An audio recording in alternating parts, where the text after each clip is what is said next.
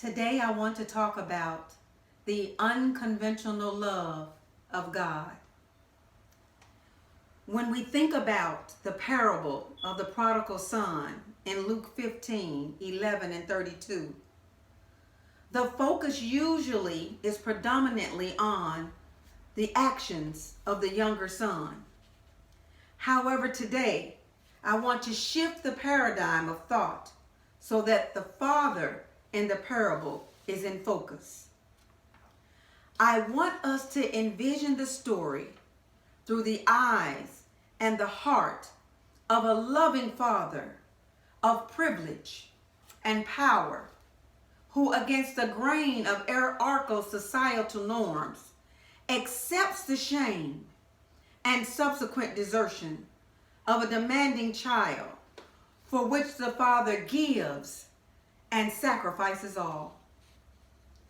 See, in the text, the relentless, unconventional love of the father is displayed. I remember when I was a little girl, my mother worked at night, so my sister, my brother, and I would stay with our grandmother and grandfather during the week until we could spend time with our mother on the weekend. Each night it was a requirement that we sit at the dinner table together and eat our dinner. One evening, my younger brother sat in the chair at the head of the table. My grandmother immediately scolded my younger brother and informed him that the chair in which my brother sat was specifically designated for my grandfather because my grandfather was the head of the house and was due that respect.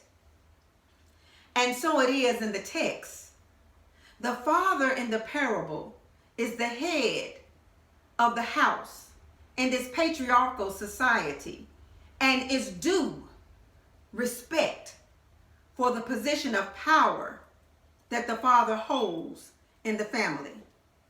For you see, it is the responsibility of the father to supply provision and protection for all within the household. Here is a loving father supplying all the younger son needs, only to have the younger son dishonor the father by prematurely asking for their inheritance now. How do we know it was premature? In verse 12, the younger son stated, "Father, give me the share of the property that will belong to me." This reveals that it does not belong to the younger son at that time, but will at some point in the future, only because of lineage. The implications of this premature request in the patriarchal society of first century Rome was scandalous, for it was as wishing death on the father. Ignoring this dishonor, which has public ramifications, the father grants the request of the younger son. Here is an example of a loving father whose love is not reciprocated. In addition, the younger son receives provision from the father, yet subsequently decides to abruptly part ways with the father and leave the ark of the father's protection. There is a relinquishing of power and control by the father to allow the son to operate in free will. You see, as a parent, there is nothing more difficult than allowing your child to leave the arc of parental reach and protection to pursue things that may cause them harm. Imagine the pain of a loving father whose younger son is now lost, and the yearning of that father for that son to be found. The maturity of the young son births sinful indiscretions.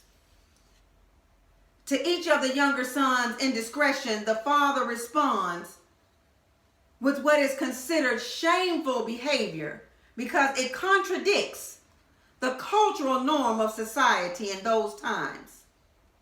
Society and tradition demand execution of power and discipline for the dishonor of respect that the request of the young son has caused.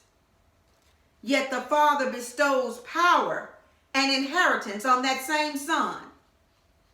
Society demands the condemnation and demotion of a filthy, sin-sick son whose disobedience results in an identity crisis. Yet the father draws nearer, moved by compassion. The father provides consolation, then confirms the younger son's identity with one touch and a kiss. Society turns its back on the disobedient, self-imposed orphan and treats the son as an unworthy outcast, fit for slop with swine. Yet the father kills the fatted calf and prepares a table before the son in the presence of naysayers because the son is fully known by the father. The father displays unmerited grace. What motivates this father to take on the sins of the son and bear an undeserved shame for the sake of their son? There is, however, something greater that causes this father to abdicate the norm and choose to respond differently from what is justly deserved and expected from both the younger son and those that hear the parable. An in-depth analysis brings us to an incomprehensible love that is unconventional. Peter Beauregard in the poem A Father's Love gives jarring insight into such a love. With a hug and a kiss, I pick you up in the air. You're both in my arms, but it's my heart that you share. You are growing up fast. All the changes I see every moment with you becomes a special memory for me. Even though we live and there are certain things we must do, not a moment goes by that I'm not thinking of you. Until I see you again, know that you're on my mind, and when we're together, I wish it could be all the time. I'm sad when you leave, and I'm happy when we're together. I'll always be there for you. A father's love is forever. The unconventional love of God binds us to God even when we are outside of God's presence. Unconventional love boldly stands without condition, sometimes alone, to challenge those who believe that love looks a certain way and has limits. It does not align with the status quo. Each of us, at one time or another, maybe even now, stands as the prodigal son, as God stands as the Father, filled with an unconventional love. God, like the Father, forfeits the wages of our sin. There is a quote by Joyce Myers which states, God's unconditional love, it is a very difficult concept for people to accept because in the world, there's always payment for everything we receive. It's just how things work here. But God is not like people.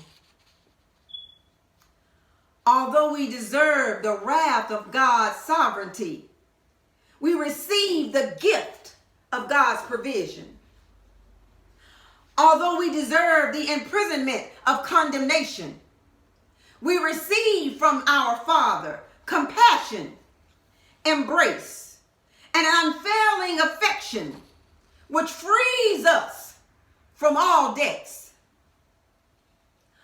Although we deserve alienation, we receive from our God identity through the blood, the honor of a robe, the power of a ring, and the dignity of shoes, which clothe and restore us as we return to our Father, cloaked in the nakedness of sin, which has in our lost state stripped us of our true identity.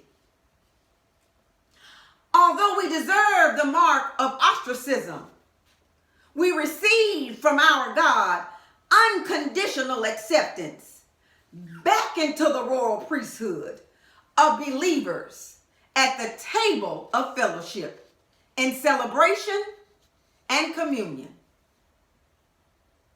Why, do you ask, would God choose to act this way? As demonstrated by the Father in the parable, so it is God's unconditional love that supersedes all human imperfection and expectations. Be assured that when we surrender what we have to God and we make the choice to return to God, God eagerly awaits us with an unconventional love that provides, embraces, restores, celebrates, and rejoices at our homecoming.